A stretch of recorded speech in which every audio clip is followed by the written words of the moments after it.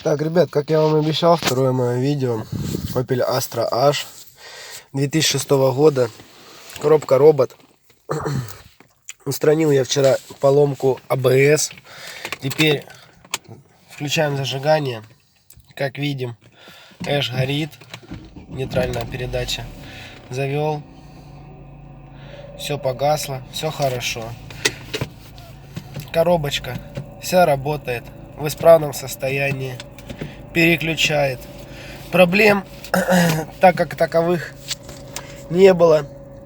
И не пришлось ехать в машину, отдавать на диагностику, чтобы сделать мне сброс настроек, чтобы сделать мне прошить заново машину. Все обошлось. Компьютер заработал. Тут не горит ABS. Вот к чему я веду. Первое. Если у вас, ребята, перестала работать коробка, просто обратите внимание на переднее левое колесо, на блок управления ABS.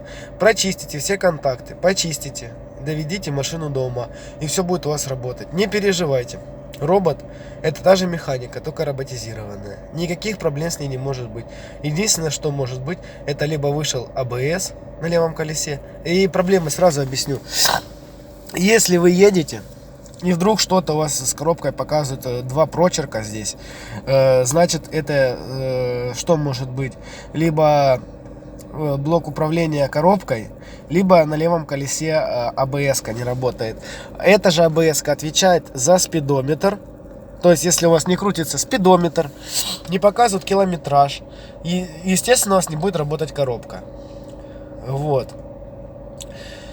К чему я веду этот разговор? То, что просто нужно быть при сборке, при замене деталей, быть очень внимательным.